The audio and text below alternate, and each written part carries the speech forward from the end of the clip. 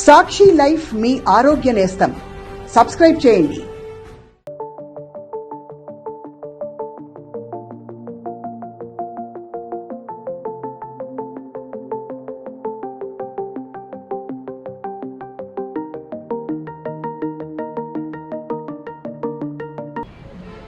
అందరికీ నమస్కారం. నందమూరి తారక రామారావు గారి వర్ధంతి సందర్భంగా ఆయనకి ఘన నివాళులు అర్పించడం జరిగింది.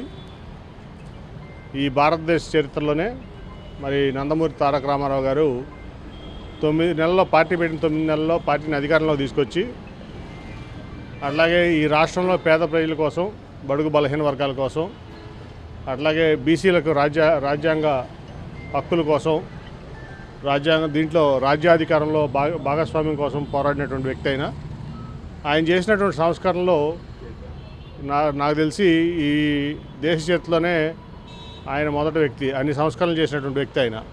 అట్లాగే ఆయన తర్వాత వచ్చినటువంటి ఏ సంస్కరణ అయినా సరే ఆఫ్టర్ ఎన్టీఆర్ అని చెప్పుకోవాలి.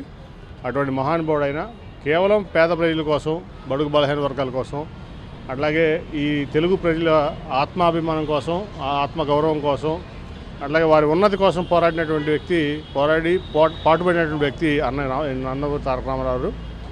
ఆయన వర్ధంతి సందర్భంగా ఆయన స్మరించుకుంటూ ఆయన ఘన నివాళులు అర్పిస్తున్నాం. కాబట్టి అట్లాగే ఆయన తర్వాత ఈ రాష్ట్రంలో మరి రాజశేఖర రెడ్డి గారు కూడా పేద ప్రజల కోసం పాటుపడినటువంటి వ్యక్తుల్లో ఆ రోజు నందమూరి తారక రామారావు, తర్వాత రాజశేఖర రెడ్డి గారు, ఇప్పుడు పేదల కోసం పేదల పక్షపాతిగా ముద్రపడినటువంటి మన ముఖ్యమంత్రి జగన్మోహన్ రెడ్డి గారు. వాళ్ళిద్దరి బాటలో ఈయన నడుస్తూ వాళ్ళిద్దరికంటే గొప్ప పేరు తెచ్చుకుంటున్నటువంటి వ్యక్తి పేదల పక్షాన నిలబడి, అట్లాగే మధ్యతరగతి, దిగువ మధ్యతరగతి, నిరుపేద వర్గాల కోసం ఆయన పడుతున్నటువంటి తపన మనం చూస్తున్నాం. కాబట్టి మరొక్కసారి అన్నగారిని స్మరించుకుంటూ ఇంకా మంచి ఈ రాష్ట్రం బాగుండాలని, దానికోసం జగన్మోహన్ రెడ్డి గారు పడుతున్నటువంటి తపన, కృషిని మనందరం కూడా సమర్థించాలని, బలపరచాలని కూడా ఈ సందర్భంగా తెలియజేసుకుంటూ అందరికీ మరొకసారి నా కృతజ్ఞతలు తెలియజేస్తాను. సార్, ఇప్పుడు ఎన్టీఆర్ కళ్ళగన్న రామరాజ్యాన్ని తీసుకురావాలి, ఈ ప్రభుత్వాన్ని సాగనంపాలంటూ కూడా చంద్రబాబు నాయుడు ఒక ట్వీట్ చేసిన పరిస్థితి ఈరోజు. అంటే ఘనమైన నివాళులు అర్పించాలంటూ కూడా చంద్రబాబు నాయుడు గారిని పట్టించుకునేది ఎవరండి? ఆయన తలకిందుగా తపస్సు చేసిన అధికారంలో రావట్లేదు.